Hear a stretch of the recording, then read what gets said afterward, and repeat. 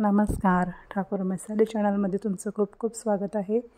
नवरात्र आहे तर उपवासासाठी बनवणार आहोत रताळ्याची भाजी। अतिशय पौष्टिकसुद्धा आहे, खूप स्वादिष्ट लागते आणि चटकन तयार होते। उपवासाचे तेच पदार्थ खाऊन कंटाळा आला असेल तर ही रताळ्याची भाजी नक्की ट्राय करून पहा। सर्वप्रथम रताळे हे स्वच्छ 2 पाण्याने धुवून घ्यायचे, जेणेकरून त्यावरची जी माती ती निघून जाईल। स्वच्छ धुवून झाल्यानंतर गॅसवर कुकर ठेवून त्यामध्ये 1 ग्लास पाणी घ्यायचं आहे। त्यानंतर कुकरमध्ये हे धुतलेले रताळे टाकायचे आहेत आणि साधारण 4 शिट्ट्या घेऊन छान असे मऊ वाफवून घ्यायचे आहेत। 4 शिट्ट्या झाल्यानंतर कुकर थंड झाला आहे।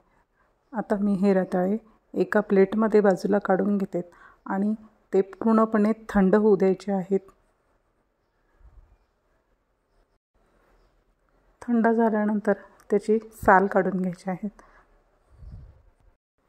अगदी पूर्णपणे थंड झाल्यावर याची साल निघायला अजिबातच वेळ लागत नाही, पटकन याची साल निघतात उकडल्यानंतर।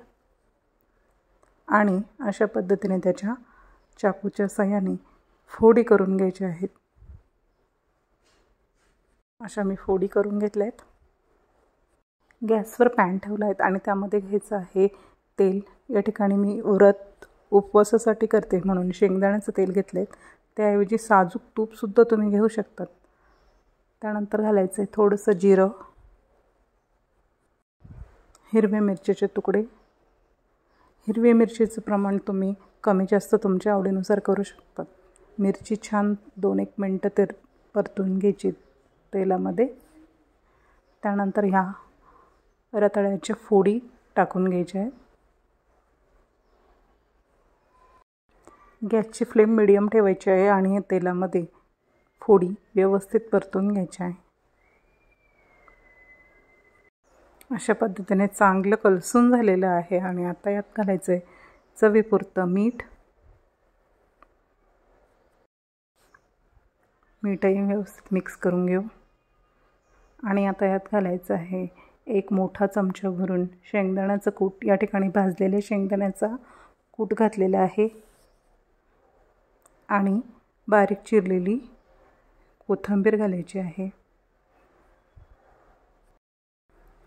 कोथिंबीर घातल्यानंतर 1 मिनिटभर पुन्हा थोडंसं परतून घ्यायचं आहे आणि 1 मिनिटासाठी, फक्त जास्त वेळ नाही, 1 मिनिटासाठी वाफवून घ्यायचं आहे झाकण ठेवून। गॅसची फ्लेम एकदम स्लो केलेली आहे। 1 मिनिटभर वाफवून झाल्यानंतर झाकण काढून घ्यायचे आणि गॅस बंद करायचा आहे। तर ही आपली रताळ्याची भाजी रेडी आहे। आरोग्यास उत्तम आणि टेस्टला एकदम स्वादिष्ट अशी ही भाजी तुम्ही नक्की करून पहा। व्हिडिओ आवडल्यास लाईक करा। Thanks for watching.